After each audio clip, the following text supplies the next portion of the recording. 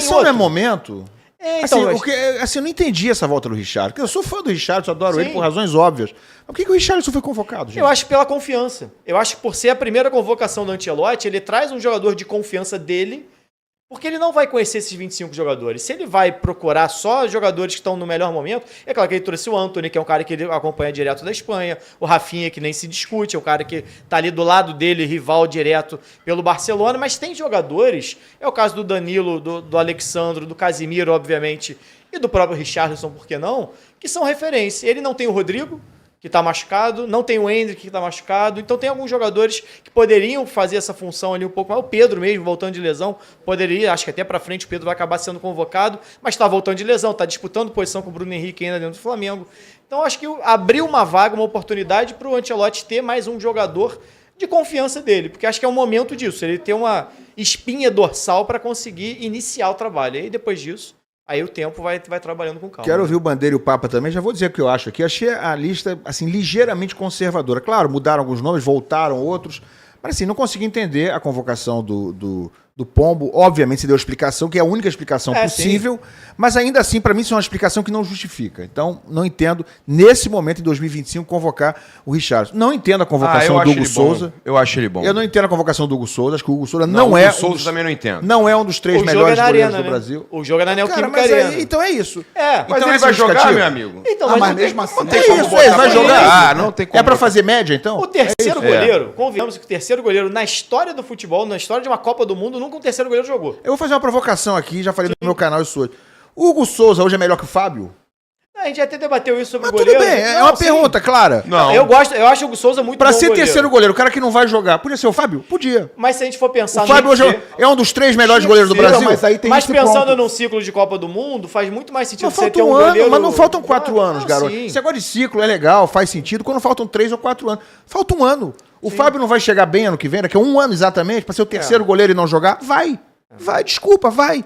Então, assim, a gente está falando de etarismo. O cara não foi convocado porque tem 44 anos. Mas ele é um dos melhores goleiros do Brasil. Mas se é o terceiro goleiro e não vai jogar e a gente sabe disso, então no momento faz sentido, se ele quer isso, levar o Hugo Souza por causa... Ou faz sentido você homenagear alguém. Rogério Ceni foi como terceiro goleiro numa Copa também. Na Copa de 94 levou o Gilmar Rinaldi, mais velho já. É isso, o Rogério também foi numa Copa, assim. Tá maluco. Então, mas é a primeira convocação, assim. Não, ok, não quero... Acho que tem... Mas eu acho assim, a convocação... Convocação de segurança. Um pouco conservadora. Melhores que o Hugo, até lá em São Paulo, o próprio Brazão tá agarrando mais que ele. O ponto principal não é Fábio ou Hugo, eu tô citando o Hugo, né?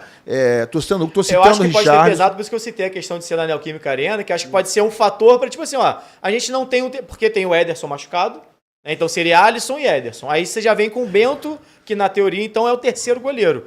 E aí, esse que seria o quarto goleiro, você tem ali vários jogadores, a gente debateu que Léo Jardim, Fábio, Brazão, o Hugo, John. Você tem um leque ali de possibilidades que a gente pode, um prefere um, o outro prefere o outro, mas vão ter suas justificativas ali para escolher um ou outro. E acho que pode ter pesado exatamente o fato, o jogo é na Arena Corinthians, né? Na Neoquímica Arena. Vamos ter um jogo. Qual jogador do Corinthians outro você vai convocar? Não tem. De uma certa forma, beleza, vamos pegar um menino que tem qualidade. Não acho que seja um absurdo. Seleção não tem que fazer média, Garone. Seleção não tem que fazer média. Mas é o que mais tem seleção. Mas é ridículo. Olha só, eu acho até que não deveria nem levar o Bento. Pra mim, tinha que levar realmente o Alisson, né? E você poderia levar, desses 3, levar 2. O Fábio, o Léo Jardim e o John. Eu acho que, cara, é justiça. Os caras estão agarrando bem. Se tivesse o Rossi fosse brasileiro, levava o Rossi, que também tá agarrando demais. Mas o Hugo Souza também tá Achei que os dois, eu quero fazer uma ressalva, achei que os dois foram mal no clássico, tá? Tanto o Léo Jardim quanto o Fábio. Não, eu vou explicar por quê. A gente tá falando daquela questão do momento. Mas tô falando do momento. De um ano pra cá, são os caras que queiram ou não, falha uma vez ou outra e tal, mas dão segurança. Dão segurança, entendeu? Bandeira, o que você achou aí da lista? Eu concordo com você no caso da lista ter sido conservadora, mas também não sei se poderia ter feito algo muito diferente disso. Eu acredito muito no que o Garone falou sobre jogadores de confiança do treinador. Não teve uma novidade, não teve uma grande novidade, mas o bom nisso é que o Ancelotti tem tamanho para interromper também esse tipo de convocação. Ou seja, na próxima, depois de uma sequência aqui, observando jogos do futebol brasileiro e internacional também, ele pode mudar e mudar à vontade. Principalmente se os resultados agora são jogos importantes. Equador fora e Paraguai aqui. Se os resultados garantirem a ele uma tranquilidade, embora o treinador treinador não vai precisar tanto de tranquilidade, ele vai ter, porque com o Ancelotti pode ter certeza que a paciência da imprensa vai lá no alto. Todo mundo vai ser paciente com o Ancelotti por aqui.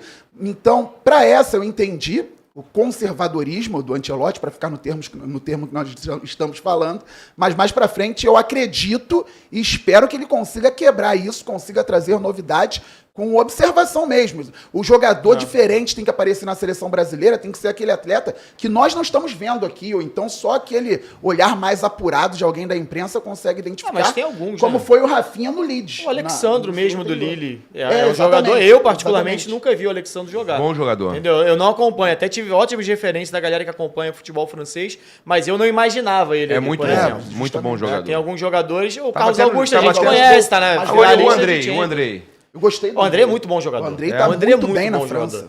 E ele tá voando na França. Eu não sabia. Assim. É que o André é muito menino. Né? Então, assim, o garoto tá com 21, 22 anos de idade. Mas ele na França, ele é líder de desarme. Mas vocês não acham que poderia... Olha só, eu vou falar, cara, não é que eu queira que ele convoque todo mundo do Brasil. Mas vocês não acham que ele poderia, cara, ao invés de trazer um monte de cara lá de fora e tudo mais, ele poderia trazer alguns jogadores... Por exemplo, cara, eu costumo dizer isso, e eu não sei se é loucura minha. Eu acho que é muito mais fácil você formar uma seleção para ser campeão do mundo, trazendo aqui 3 principais jogadores do Palmeiras, 3 do Botafogo. Podia trazer 4, trouxe 5 do Flamengo, trazer 4 do Flamengo ali. Não entendo muito o Danilo, talvez seja mais pelo perfil de liderança e tal, experiência. Porque a gente tá nisso, tá junto nisso aí. Eu já falei isso aqui também. Eu acho que tem pouco jogador do Brasil. Eu acho também, assim como você falou, não tem que fazer média em seleção brasileira, também acho que não tem que convocar jogador só porque joga no futebol brasileiro. Sim. Mas se você. Minha teoria. Não, eu tô falando porque tem times bons. Pois é, minha tese é a seguinte: se você tem 2 jogadores no mesmo nível, um jogando no Brasil e o outro lá fora, você tá com uma seleção com 20 jogadores do exterior e você tem umas 5 ou 6 posições onde tem jogador no Brasil no mesmo nível do cara que tá jogando no Wolverhampton, convoca o daqui. Se o cara de lá é 8,5, daqui é 8, convoca o 8, ele vai render mais do que o cara que tá desinteressado. Porque tem olho tá de tigre, lá. Cara. Hã? O filme do Rock Balboa tinha muito isso. O cara tem olho de tigre. Né? O cara tá quando o sujeito tem a faca nos dentes, o olho de tigre, é o fato do cara querer mostrar alguma coisa. É o cara que ainda não venceu na vida. Ele tá conectado aqui já ainda. Já venceu, já se sente, tá na Botafogo, Flamengo, Fluminense, Palmeiras. Sim. O cara já venceu na vida, mas cara, no íntimo dele... Ele não furou o céu ainda. Exatamente. Ele ainda não chegou na Europa, ele ainda não chegou na Premier League, ele não tá naquele... Ele não bateu o sonho dele. Ainda tem muita coisa a mostrar. Então ele pensa, a seleção pra mim é a maior das vitrines. Eu vou querer dar o meu máximo. Já um jogador como eu não vou falar que o Vini Júnior... Cara, o Rodrigo, o Vini Júnior, esses caras... o Neymar... Por que eu acho que às vezes esses caras chegam na seleção... E olha, eu acho o Vini Júnior é cracaço, sou fã do Vini Júnior. Mas eu não acho que ele renda igual na seleção do que ele rende no Real Madrid. Não rende, claro que não. Claro então, que não. então eu começo a fazer uma análise em cima disso. Aí com o Ancelotti... Acho que o ponto talvez seja esse. Eu acho que ele pode fazer isso. Eu concordo contigo, Garoni. Eu só queria finalizar aqui. Olha só. O cara tem ali uma forma dele de jogar no clube e, óbvio, ele chega numa seleção jogando num clube brasileiro. Cara, a forma dele... Eu compreendo se você tá me assistindo, tá me achando que eu sou maluco, mas é porque eu acho que o cara vai chegar com uma outra cabeça, com uma vontade de mostrar serviço fora do comum. E o que ele não tem, talvez, de qualidade para nivelar com aquele que tá lá fora já, ele tem de vontade. Então, isso aí pesa muito e a gente já viu muitas vezes no esporte o time que tem mais vontade compensar.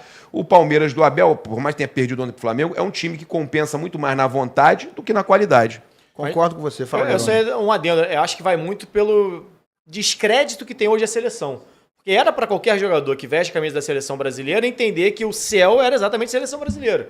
Então, independente do que ele já fez no clube, tanto que o Ancelotti assumir a seleção brasileira me passa uma sensação não, é muito claro para mim que é uma busca de reerguer a seleção, não só dentro de campo, mas em relação à credibilidade. É o treinador mais vitorioso da história. Prestígio, né? É um cara que você tem um prestígio mundial como a seleção brasileira tinha. Até acho que talvez lá fora a impressão ainda seja diferente da impressão que a gente tem aqui dentro. Que a gente sente mais as derrotas, a gente sente mais os momentos ruins da seleção brasileira. Então acho que é um momento, inclusive, com a chegada do Ancelotti, de trazer, por mais que não seja um brasileiro, deve ser meio ambíguo isso, né? Um treinador italiano tentar trazer de volta a paixão, a identidade. Mas é muito mais no sentido de grandeza. E do jogador entender, cara, eu vou ser treinado pelo Ancelotti, entendeu? Eu vou ser treinado pelo cara multicampeão do mundo, sabe? De tudo. O cara 5 vezes campeão de Champions. Que como jogador foi jogador de Copa do Mundo 2 vezes. Que só não foi campeão de Copa do Mundo com a Itália exatamente porque perdeu o Brasil em 94 quando ele era auxiliar técnico. Então acho que tem um peso muito grande isso. Então se em algum momento algum jogador não tinha aquele tesão por vestir a camisa da seleção brasileira, porque talvez a seleção se tornou algo distante e o topo passou a ser o Real Madrid, o Barcelona, algo do tipo, eu acho que é o momento da seleção brasileira voltar a estar no topo, até pela presença do Ancelotti, e o jogador voltar a ter o tesão independente de onde ele está. Eu acho que até no caso do Vinícius Júnior não é falta de tesão, vontade ou disposição, não. Acho que é organização tática, eu acho que isso vai passar muito pelo Ancelotti. O cara que conhece ele, né? O treinador que conhece ele, conhece muito de futebol. E até teve uma fala importante do Ancelotti. Ele foi perguntado sobre jogo reativo ou propositivo. Foi muito bom. Ele falou que depende, tem que ter adaptabilidade. E no Real Madrid, ele já jogou de forma reativa com o Vinícius Júnior e o Rodrigo soltos, às vezes por dentro os dois, sem centroavante, para depois soltarem, eles trocarem, fazerem diagonal. Então aqui na seleção brasileira, nós que queremos algo maior, uma seleção vencedora, poderíamos ter que nos acostumar com o jogo, em alguns momentos, reativo também, porque a gente só quer o jogo propositivo com bola o tempo inteiro. O Brasil tem que ter a bola no campo ofensivo. O Ancelotti tem tamanho para colocar o que ele pensar de futebol a cada partida. E se a gente Foi pegar... legal a resposta dele, muito boa pergunta. Se a gente pegar até o histórico dele como treinador, ele no Parma jogava no 4-4-2, ele depois na Juventus jogava com uma linha de 3 zagueiros, depois ele foi jogar com 3 volantes e o Zidane mais à frente na Juventus. Sabe, sempre alguma alteração, sabe? Ele sempre... Ele até foi perguntado qual é o seu esquema preferido. Cara, não tenho. Eu vou adaptar em relação à característica de cada jogador. E depois perguntaram, jogo reativo ou propositivo? Eu falei, cara, depende do momento do jogo, depende como vai estar a partida. Eu tenho que ser bom com a bola, eu tenho que ser bom sem a bola, eu tenho que ser bom contra-atacando. E ele, o histórico dele diz muito sobre isso. Você vê, ele jogou no Chelsea, que foi campeão da Premier League, com Anelka e Drogba, dois centroavantes pesados. No Milan com Inzaghi. E aí tendo Kaká e Seedorf por trás. Então assim, cara, eu acho a leitura dele, inclusive a coletiva dele, a forma simples como ele tratou tudo, sem tecnicismo, sem ser professoral ali, cara, achei muito boa.